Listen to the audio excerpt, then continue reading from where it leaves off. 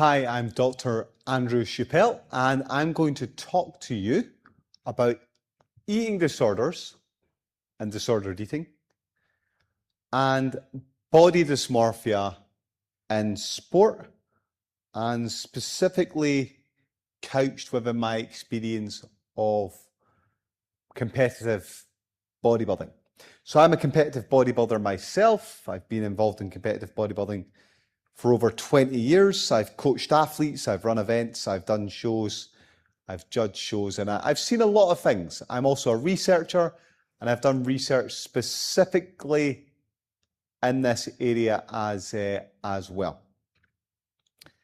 So, lots of different sports, body image matters, okay? So you can see here we've got Linda Murray here, female bodybuilder, very famous one. Got a UFC athlete as well, flexing his biceps. And then you've got the USA Olympic sprinting team here as well. And if you watch these women on the TV, just like you watch any of the male athletes, a lot of them will pose for pictures, they wear makeup. Their body image is very important to them and how they look. Also, they've all got great chiseled abs. They're probably all looking for endorsements and sponsorships from companies like Nike and Adidas and things like that, as is their right, and as is the case for your UFC athlete as well. So body image is big business in sport. It's also important for the performance of the athlete as well. Typically to have low body fat and to have high muscle mass, right? Now, there are lots of different sports which are high risk for eating disorders and body dysmorphia. So when we talk about eating disorders, we're talking about anorexia nervosa, we're talking about bulimia nervosa. Body dysmorphic disorder, we're talking about that classic concept of bigorexia as well, and a disassociation with the body, seeing one thing, but actually reality being quite different. So, pause this video, have a little think, write some things down, and then see if you've matched them to what I've got here. So, lots of sports have got issues with this. Gymnastics, very common. Fighters, very common for them to make themselves sick, to sit in saunas, to not eat, to have binge eating episodes, particularly when they finish training camps. Ballet, I once did a project on ballet dancers to measure prevalence of disordered eating disorders within that population. Athletics, again, light is fast. Jockeys often have issues, and they've got a strict code of conduct whereby they weigh themselves compared to a DEXA weight, and if they're within a certain percentage of that, they're allowed to continue to be jockeys. If they're not, then they're deemed as potentially too light. But lots of aesthetic sports, synchronized swimming, ballet, gymnastics, these have all got potential issues with disordered eating patterns. And every so often you read in the news about athletes having real issues with this type of thing. So let me talk about this specifically in relation though to a sport I know a lot about, and that's bodybuilding. I'm going to talk about in this session what eating disorders are, what body dysmorphia is. I'm going to talk about different tools you can utilize to potentially identify these things. I'm going to touch on research which I've done. And then I'm also going to talk about REDS as well, relative energy deficiency syndrome, briefly. Okay. One thing that's always worth mentioning is, are elite athletes, are they just different? What's normal for your general population is likely to be quite different from what's acceptable for an elite athlete. These people follow lifestyles whereby they have to train religiously, eat religiously, weigh themselves religiously, hit certain goals and milestones religiously. And for a lot of people, they wouldn't be able to do that. And that would probably send off alarm bells for a lot of health professionals. However, one thing that I mentioned in other lectures is the ability to have metacognition and think about your thinking is an important skill, to have that self-awareness, okay? To know that actually what you're doing is maybe not always the healthiest, and then you can at least make adjustments. Now, this is an important slide here as well, because if you encounter someone who's got an eating disorder or body dysmorphia, they absolutely should be managed by a trained professional, not yourself, because you can absolutely make things worse, because this is a psychiatric condition. So I always think that's important to put as context in here. And I certainly don't work with people who have eating disorders, because I'm not skilled enough to work with them. Now, I've mentioned this before, but sometimes things that people do in sport don't make a lot of sense. Sports have got their own culture, and every sport is different. So there's magic numbers in football, number 7. Probably doesn't make any difference to your performance on the pitch, but having that number matters. Cyclists, swimmers shave their arms and legs. Doesn't make any difference to their improvement in their performance. They're not more aqua or aerodynamic. It's not uncommon for fighters to drop weight for a fight by sitting in saunas for long periods of time, just so that they can sweat that weight off and make weight and then regain it all for the fight. When you think, why don't you just both weigh at the same weight? Because you're both doing it.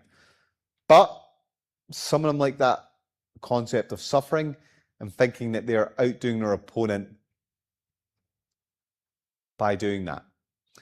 We've got beliefs in different sports that light is fast. So a lot of sports, that's the idea. You just get lighter and lighter. And it might not be healthy, they might be losing muscle mass, but light is considered fast. I mentioned this before. Generally speaking though, crash dieting, or rather aesthetic sports, are where you might see the highest risk of disordered eating and eating disorders. But you see it across the board in different types of sports. We'll not talk about bodybuilding yet because we've got lots to talk about here.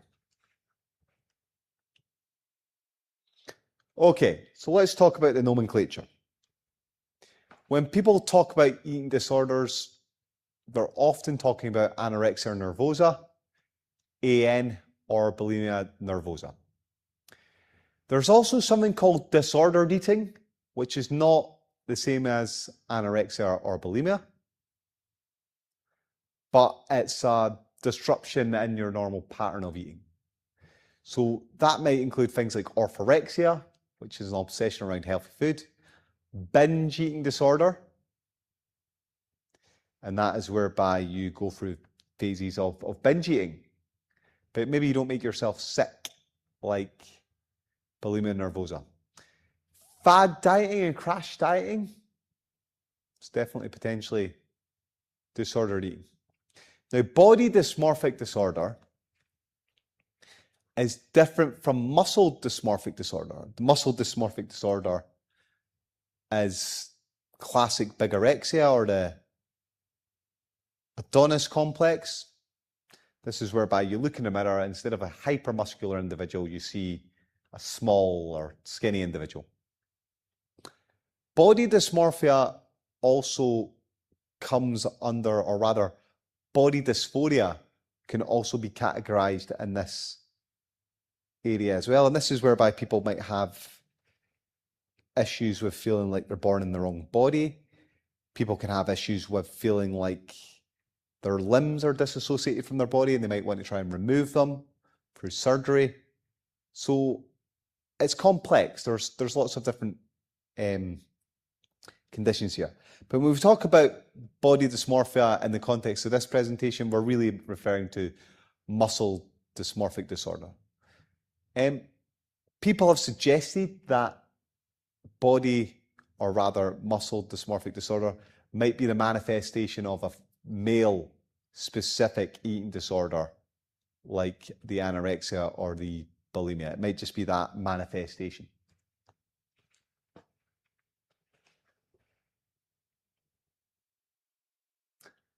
Now, I mentioned this already.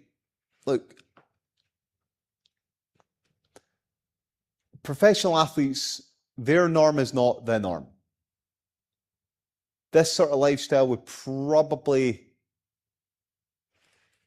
be too much for your average person. The constant eating, training, rest, sleep, etc., 3 to 6 days a week, 8-week camps on 4-year cycles. Many of them might be displaying characteristics of dysmorphic disorders in an attempt to master their sport. Okay? So it could be difficult to spot someone who has these things, and maybe not even always advantageous for their performance. Because many of the traits which are useful for being an elite athlete cross over with anorexia or obsessive compulsiveness or athletic traits or orthorexia. So that focus on food quality, perfectionism, rigidity, drive for thinness, excessive exercise. And it might be a little bit like a mixing deck in that some of these traits are really turned up with some of these other ones really turned down. So like I say, it can be tricky. Can be tricky, particularly from an outsider looking in.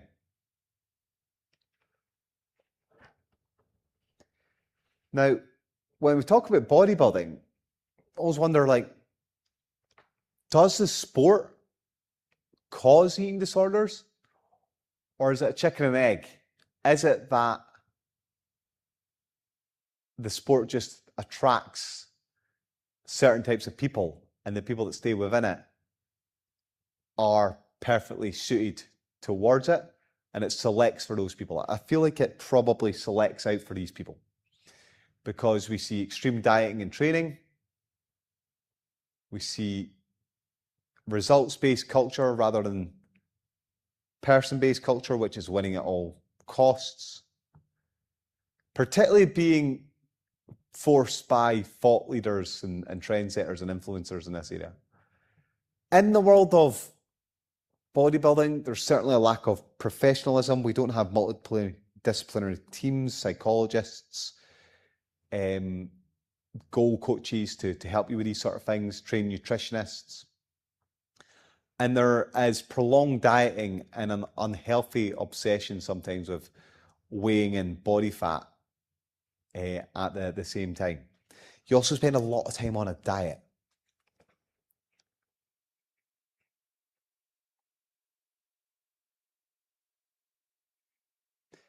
Now, the problem with some of this stuff beyond the dysmorphic disorder is that it can lead to a condition which we call REDS.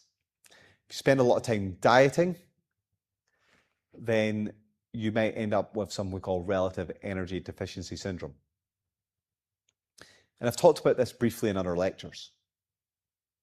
However, REDS can be voluntary or involuntary. So you might have someone trying to lose body fat while maintain muscle mass, or they might be in a sort of maintenance phase, if you like. And then as a consequence of that, they reduce their energy intake as a result while maintaining their training load. So they lose weight, but they end up with negative adaptations. The opposite can also happen, whereby they increase training loads, maintain calories, but they don't know that they're doing it. And again, they end up in a calorie deficit, right? And that's why it's important to monitor things over time to maximize performance and so that we don't see negative effects on our health, because REDS is a collection of different conditions, and alongside people having cognitive defects or depression or potential dysmorphic disorders, you also see other negative effects from people who are maybe excess dieters, like gastrointestinal issues are very common in sport bodybuilding, common in sport in general. Endocrine disorders, so reductions in testosterone, thyroid, estrogen, which all have knock-on effects on depression and mood. You might see potentially things like anemia, so people are restricting their diets, so they're fatigued, tired, can't perform cognitively as well as a consequence. You see reductions in blood pressure, heart rate, increased risk of injury, particularly stress fractures, recurring infections, so people get ill and sick, lack of micronutrients, and just being run down as well. So these things can occur beyond or alongside eating disorders in athletes who are XF dieters as well. So we need to be aware of this. They're not being healthy. Okay, here's a little summary on this first section. First thing to say is, unless you're qualified, you shouldn't be trying to diagnose or treat eating disorders. You absolutely should be sending people to get professional help. Athletic sports, weight gain sports, sports where there's a lot of flesh on display, are the highest risk for eating disorders. Eating disorders, OCD disorders, body dysmorphic disorders, some of the traits that people have with these disorders might be turned up. It doesn't mean that they have these things, but can actually be kind of helpful for people's performance. It's that ability, though, to have insight and to critically evaluate your thinking processes and patterns, which is important, because in periods whereby we're not in competition, that's where it becomes even more important to break patterns and to have a break mentally. If we spend excess periods of time dieting or with disordered eating, particularly in a calorie deficit, this can lead to things like REDS. And sometimes practitioners and coaches need to protect the athletes from themselves. The last point there is, do certain sports attract certain individuals? Maybe they select out for them. Okay, let's talk about the prevalence of eating disorders, etc. in sports, and let's also talk about definitions here as well. So, what is anorexia nervosa as an actual definition? So this is an eating disorder defined by restriction of energy intake relative to requirements, leads to low body weight. Patients have got a fear of gaining weight, distorted body image, and inability to recognize that their body is really low. So that's a quote. One thing you've got to realize about anorexia nervosa is that the patient might actually be very conscious of the fact that they've got a low body weight and are not very healthy. However, sometimes it can be a control thing as well, whereby they've got a lot of crazy things going on in their life that they can't control, but they can control their food intake. Or they don't feel like their body is worthy of the nourishment. So they're punishing themselves as a consequence. And again, it can be aware of this, but not change their behavior. Now, there are lots and lots of psychological effects. You can read them all here. There are also lots of physiological effects as well. Again, you can read them here. If this goes untreated, patients can die. They just literally waste away.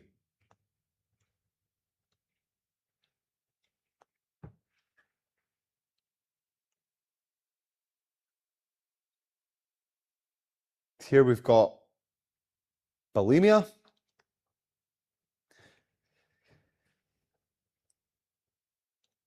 Bulimia nervosa, again, it's a psychiatric condition and it's characterized by binge eating.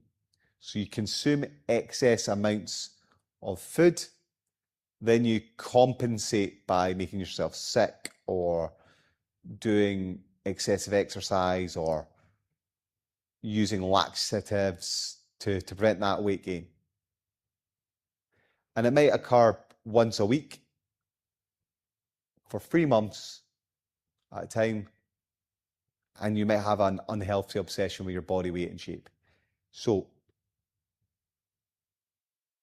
we see this a lot, or rather I see this a lot in bodybuilding. And I see versions of this in binge eating disorder as well. So people will get intense guilt for cheating on their diet, and then they'll fall into patterns of exercising excessively to lose the weight that they might have potentially gained, to punish themselves, and then they can get trapped in cycles of doing this again and again and again. You can see here different symptoms associated with the conditions as well. So these are the different types of things you'll see in terms of disordered or eating disorders. There's lots of overlap, you can see. Lots and lots of overlap between them. Most of these, or most people that are suffering with bulimia and anorexia are females. So that would say suggesting 90 to 95%. In terms of demographics, difficult to measure because it requires you to use questionnaires. However, if you look at general population, so this is the American population, what you can see is anorexia at the top, bulimia next to it, and then you've got binge eating disorder. In the population, you're looking at, in this particular population, men about 0.1%, so less than 1%. Bulimia, even rarer, 0.08%. And then binge eating, 0.42%, just men. Prevalence is higher in populations of females, so this is 253 females out of measured. 1.42% potentially have anorexia, just less than 0.5% with the bulimia, and then 1.25% with some sort of binge eating disorder. Where it seems to be the highest is in university and college educated young white women. That's where you see the highest percentiles. That is your highest risk group for anorexia nervosa, yeah? And that's via interviews in this case.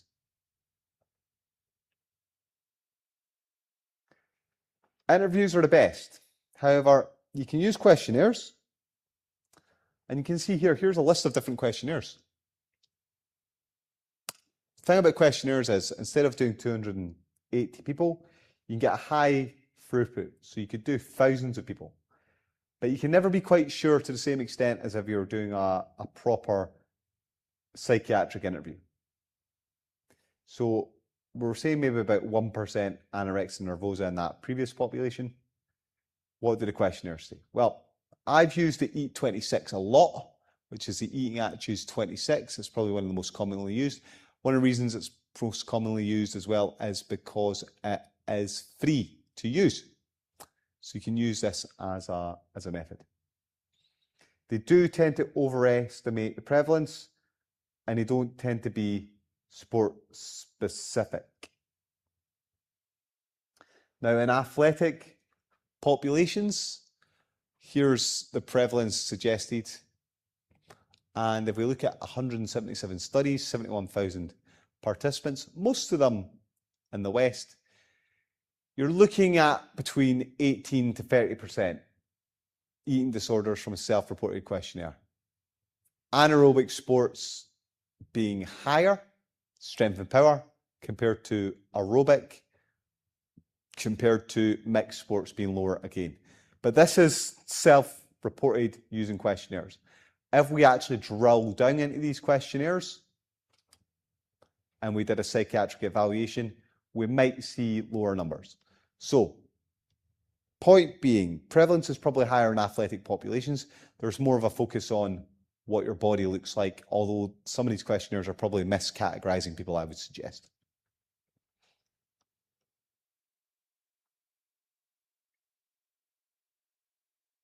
Now, most research is done in females.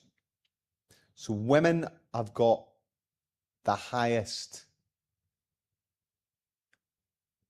prevalence, and this is where just most of the research is done. There's not as much in males. But here's a study of 135 males and looking at eating disorders. And one thing which is very interesting, and you can see I've got that LGBT flag on here, is that it looks like, at least in male populations, that eating disorders and body image are really tied up with identity. So you might be masking some body dysmorphic disorders within your sexual identity at the same time. So in men, behaviours that mask body dysmorphic disorder, high muscularity focus, depression, shame, drug abuse, all these things might be happening rather than a real sort of realization that there's a disorder going on.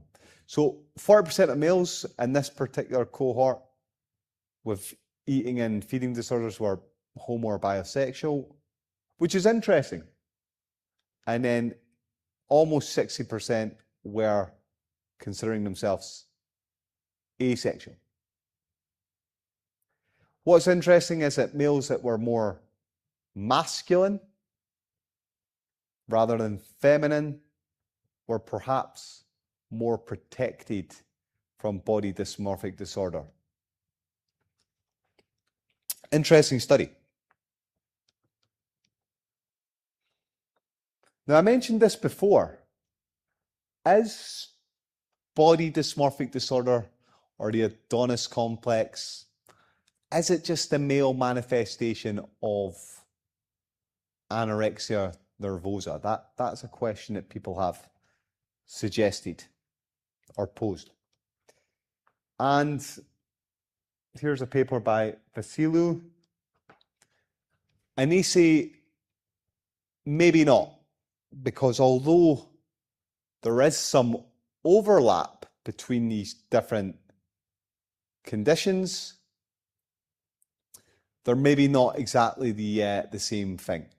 And I've included the anabolic steroids in here because some people have suggested that in body dysmorphic disorder, that one of the key traits of this disorder is the use of anabolic steroids. Otherwise, if you were happy with your body and your body image, you wouldn't feel the need to use something which is potentially harmful for your health. So there's definitely crossover between these different conditions. There's no doubt about that.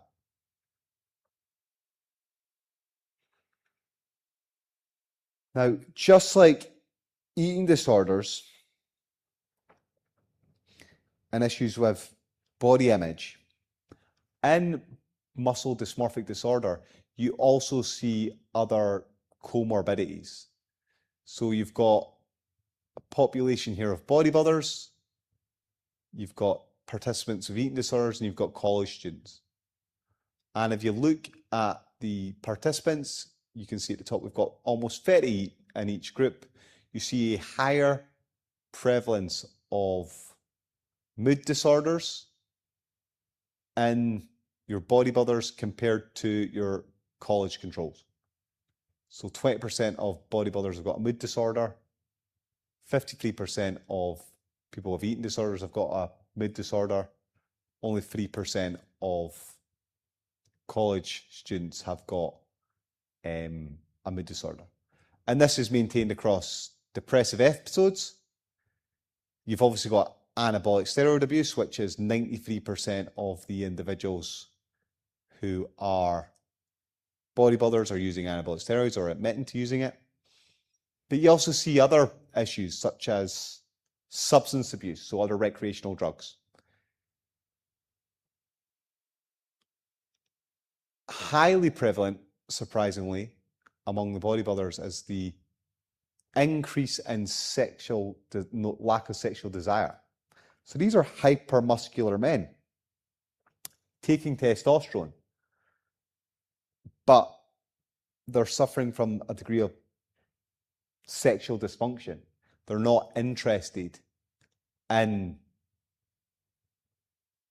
use or rather in sex, essentially, which is the opposite of what you might think from extremely large, muscular, virile-looking men.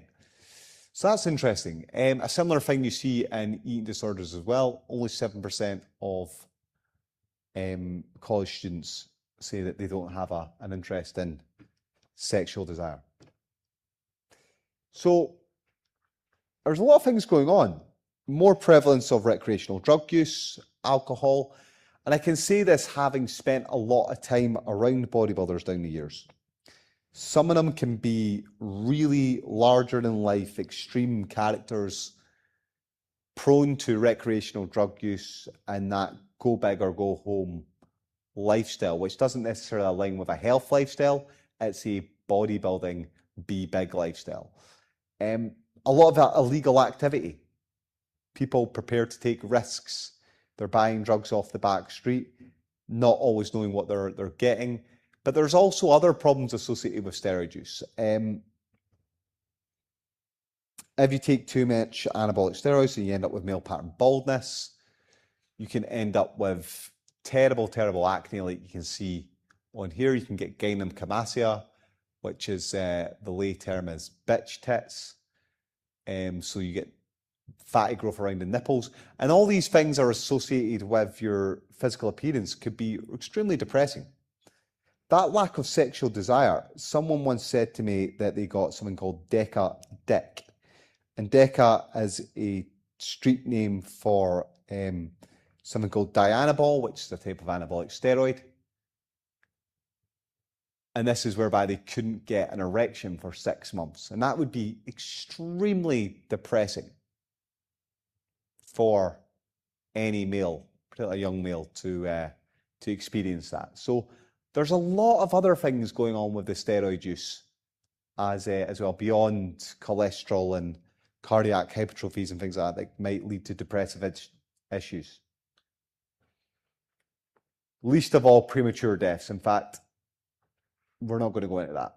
But to continue to follow a lifestyle in which we know it's not healthy for us, like I said, maybe that's one of the reasons why steroid use might be a hallmark of muscle dysmorphic disorder. So here's me at the World Championships in LA 2025. Here is the Mr. Olympia contest. And the question I've got really is, are natural bodybuilders different in terms of muscle dysmorphic disorder? Because they've got different values. Many of them come from sporting backgrounds. Many of them are differently educated.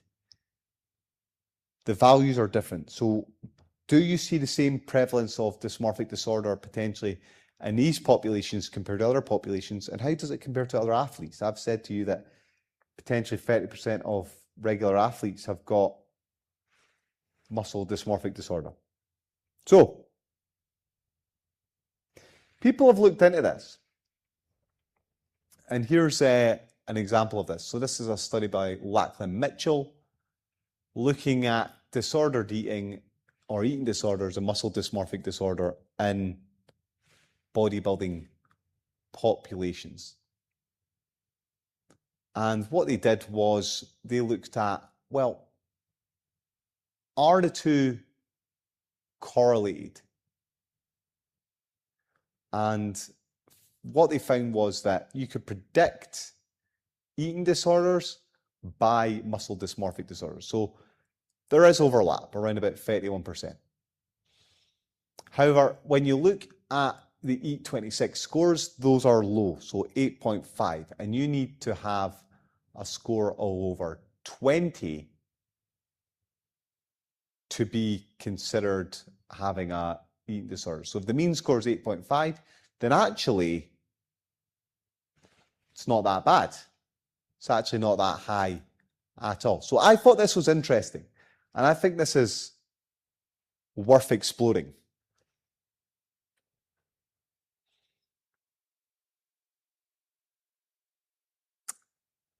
In fact, I'm going to skip past this. You can read the summary yourself. Okay. Now, before I get on to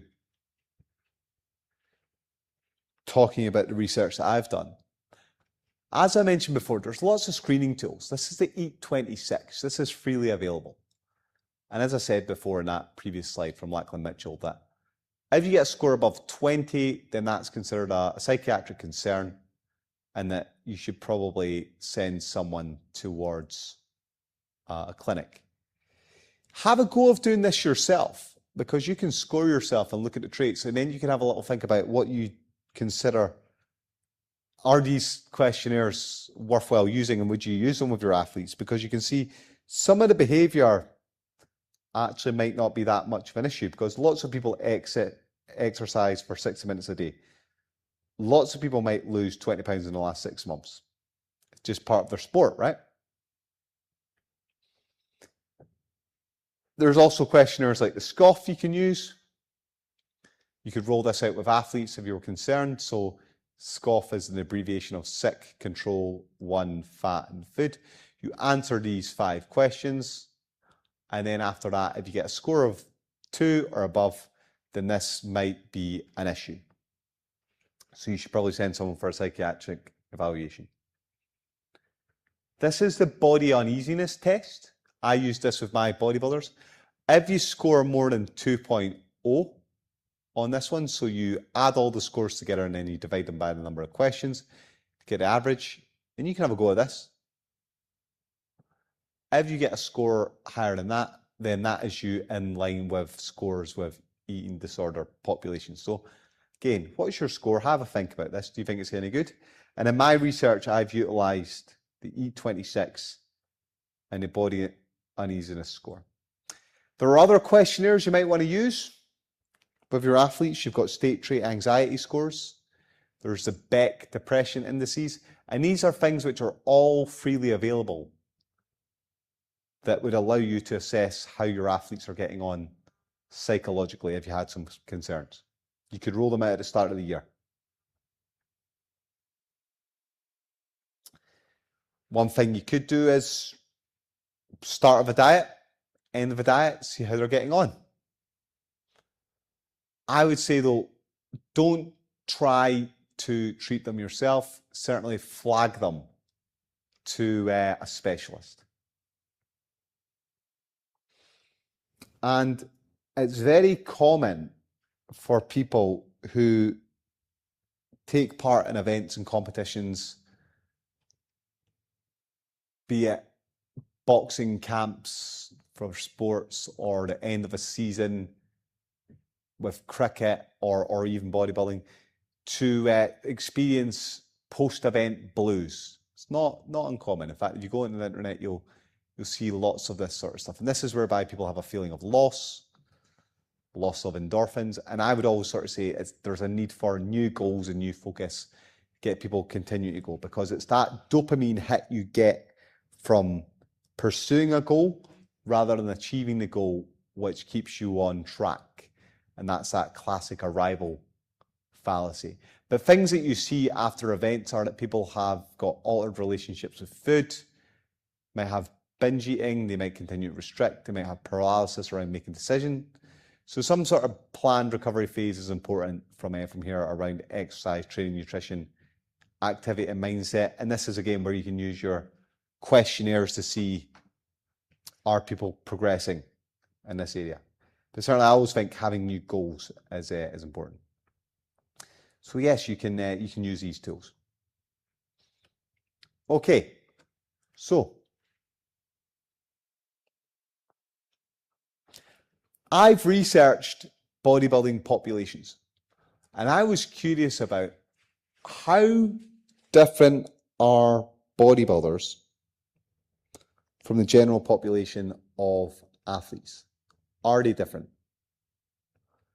Do they have a higher prevalence of eating disorders and disordered eating? And I'm interested in natural bodybuilders who are not using steroids, and I've already said that they're different.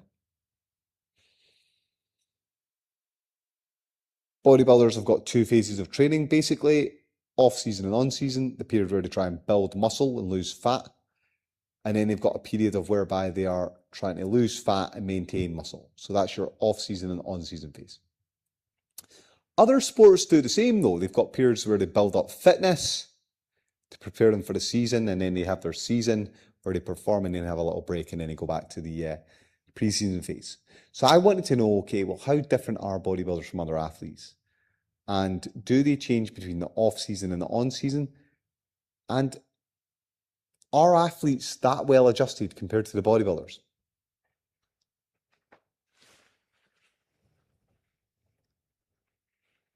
So these are my hypotheses. Do all bodybuilders have muscle dysmorphic disorder?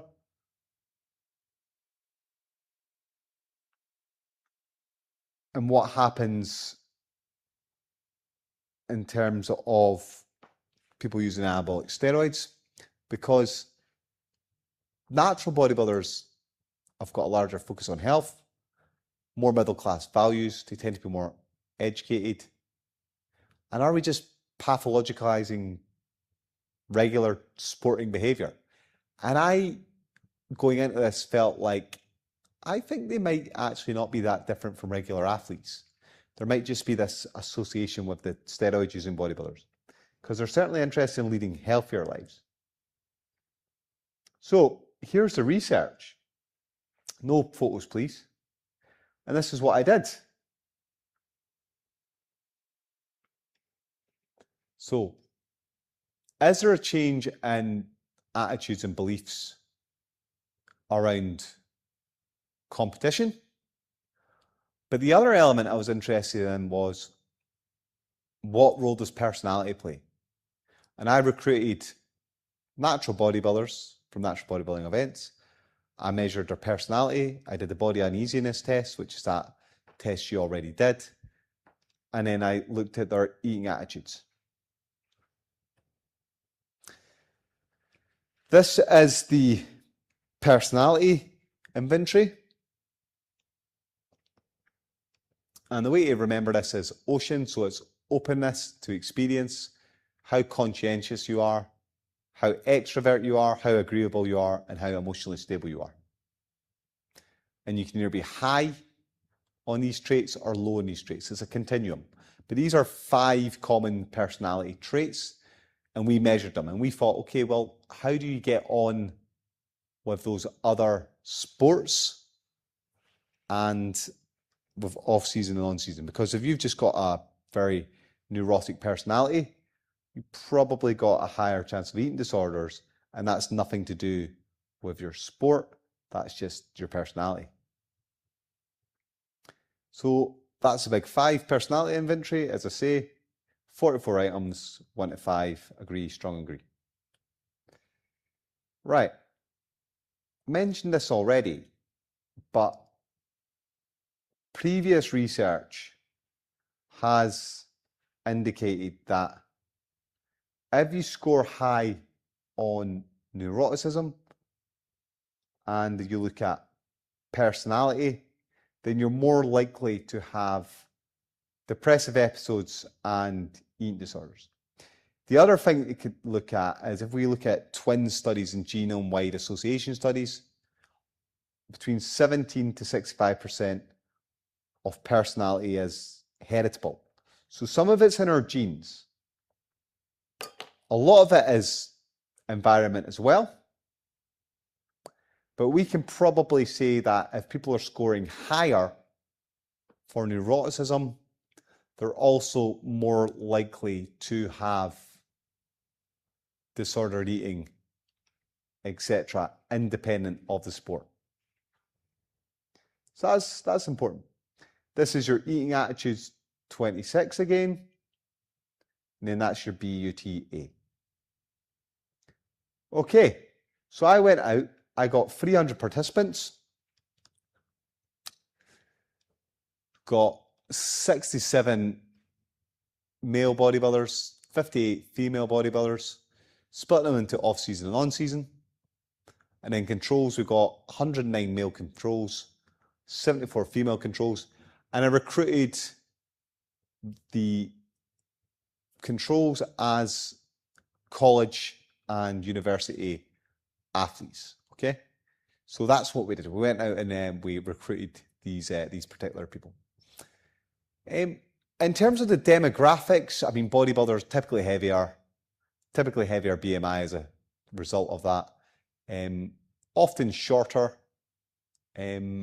often lighter as well when it comes to competition mass for the females, but heavier when it comes to mass for the males. And then they've got differences as well around the males wanting to have a higher ideal mass as well. So that's just some demographics. If we look at scoring for the eating attitudes 26, males are scoring higher for the eating attitude scores. So a score of 8 versus a score of 3. If you're saying how many of them score above the threshold of 20, the result's the same. So the college athletes, not necessarily higher than the bodybuilders, about 7.5 versus 4.6%, but not significantly different. Most of the change in the scores has been driven by dieting behavior. Interestingly, no difference between phase of training. So if you're in the off season or on season, it doesn't really matter. Okay, you're not seeing differences in eating attitudes or eating scores. Amongst the females, we actually seen a score of 7 versus 4 in terms of the average scores. So those were higher amongst the females and the bodybuilding populations. But again, no difference in terms of percentages of who's scoring above that 20 threshold. And again, most of this has been driven by dieting behavior. So if you look at questions on that Eat 26, it's things like, I'm aware of the calorie content of food. I deliberately make my meals smaller. So it's not things like social anxiety, meal anxiety, binge eating, guilt, thriving for thinness. It's not making yourself sick. It's behaviors that you would associate largely just with dieting behavior. So maybe it's not a concern. Okay. If we look at body dysmorphic disorder, when we scale it for our BUT test, this is the male research. What we see is that the scores for the G Global Severity Index are slightly higher in the bodybuilders compared to the non-bodybuilders, but there's no significant difference in those who are scoring above that 2.0 threshold, bodybuilders versus controls. You can break that questionnaire down into weight phobia, body image concern, monitoring, depersonalization. And bodybuilders typically score higher on these things. What is interesting is scores go down as bodybuilders get closer to their contest weights. So as they improve their bodies for competition, you might say that their happiness improves, which is interesting because they're moving towards their ideal.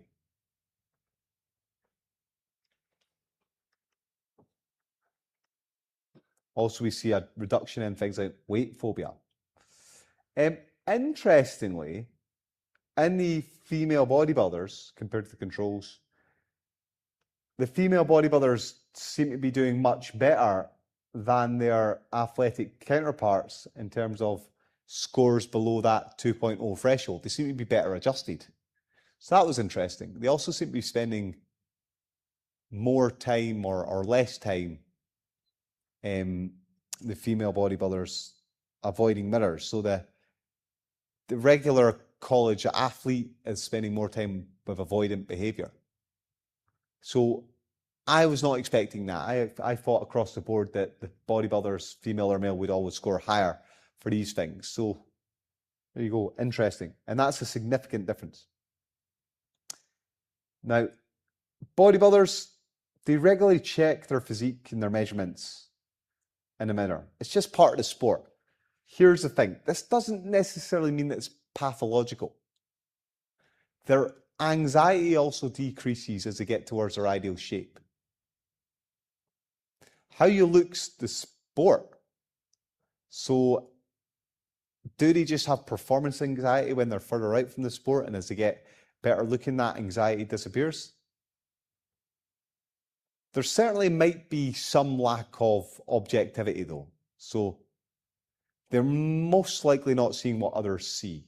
And you do see that sort of depersonalization as well, where they become detached or feel uneasy about what they see in the mirror. Sometimes as well, they sort of see their body as a tool.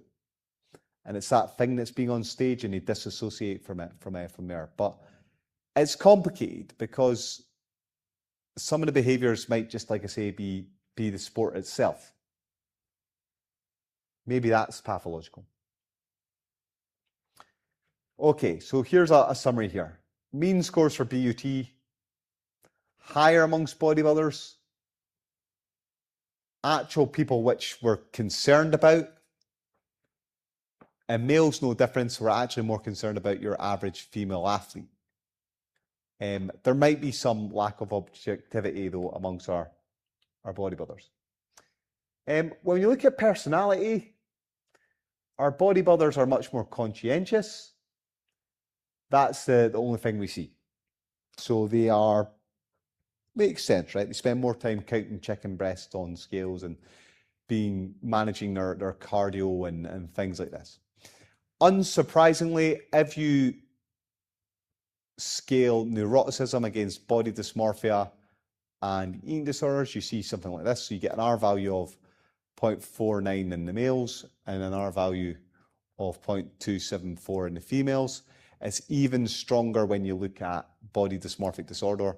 It's 0.49 in the females, right? So we can say from this that we can predict 50% of the reason why someone has got a higher body dysmorphic disorder score by neuroticism, about 49% in the female population. So that's interesting. Personality is a driver, it seems, beyond just the sport. And that makes sense because there wasn't really all that much of a difference between our bodybuilders and our athletes. They're all weird, to quote my psychologist friend. Here's a few things. These questionnaires are definitely not designed for bodybuilders or even athletic populations, but they are freely and widely available. They capture a lot of behaviors which are just routinely done by athletic populations, which might drive up the scores. So if you think about that research I showed you earlier on, where up to 30% of athletes might have a eating disorder, we're maybe just capturing behaviors. They don't actually tell us who's got an eating disorder or muscle dysmorphic disorder. They only sort of say something about risk. There are limitations of this research, though. I mean, it's purely cross-sectional. You're just getting a snapshot. Off-season and on-season can be poorly defined between the different sports. These are Western athletes, and I don't know if you can really generalize it to non-Western athletes as well. So we have to be mindful for that. Now, in order to try and remove this miscategorization of bodybuilders with eating disorders, I've actually developed a questionnaire based on the EAT26. And that was it there. Now, how does my research compare to other research? Well, male bodybuilders, 7.5, female bodybuilders, 8.6, high risk for eating disorders. That fits in with our Mitchell, which I put up previously, of 5 to 30%. Trotley, who reckons around about 40%, as well. What we want to know is symptomologies. Are they higher in steroid using bodybuilders? I strongly suspect they are. But my findings are pretty much in line with work with other natural bodybuilding populations, and actually might not be that different from the average gym goer, right? And just because you've got symptoms doesn't mean that it actually counts as an actual instance, right? Because these questionnaires, they just detect patterns. Here's some more research for you, again, as a way of comparison.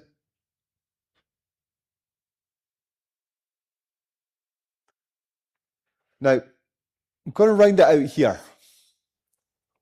And this is the final thing I'm going to talk about. One thing we did was we triangulated the body dysmorphic disorder scores with personality scores and eating disorder scores. And we did some sophisticated analysis and we came up with these archetypes. So we did some math. And an archetype is kind of like a stereotype. It's a person in a story. And they normally represent something. And we managed to come up with these sort of 3 different archetypes. We said that there's maybe there's different types of bodybuilding people. There are people who have got a high appearance and body image concern. And that's the people you really need to be most concerned about. They've likely got high body image tendencies, maybe got a history of mental health disorders, a history of potential substance abuse, maybe even criminality. And they're not people you probably want to persuade to do the sport of bodybuilding or work with, or just sport in general. You've then got the middle or moderate body image dissatisfied people or concerned people. They've maybe got some issues and some issues around food. However, they can manage it and it doesn't dominate his or her life.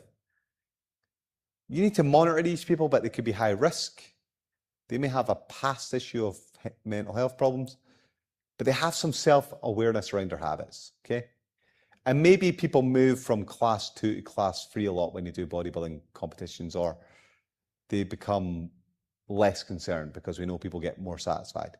And then you've got the last archetype, which is the low engagement, low concern. So these are people who are taking part in sport, they enjoy the lifestyle, and they're healthy, but they understand it's a means to an end, and they're very self-aware. So we came up with these archetypes, and we're wondering, well, could you score people into these different archetypes? So here's these types of people, and you can maybe recognize them if you go into your local gymnasium or go onto social media. So these are people who have got that type 1 class, high appearance, high body image concern, maybe thinking about body modification, maybe thinking about steroid use, etc. These are all images put together by AI. This is your moderate body dissatisfaction, a little bit concerned, but certainly less likely to engage in that extreme behavior. Certainly they seem already, based on the images, less, or rather more well adjusted. And this is where I would like to see most athletes and most bodybuilders, if possible. And that's those people that are doing their sport, they love doing it, they can relax, they can take it easy, they've got good relationships with food, they're not preoccupied, but when it's time to go, they go, and they do the work that needs to happen, but they've got good ways of thinking about their habits and their thinking as well. Yeah, they might have some mild concerns, but they're generally content with their body, and they care about looking after themselves and looking good. Okay, so future work is to try and develop that questionnaire that I mentioned before, to look at those archetypes and probably see if we can further define them as well. And then in summary, eating disorders and muscle dysmorphic disorders, they're probably between about 5 to 40% in physique sports.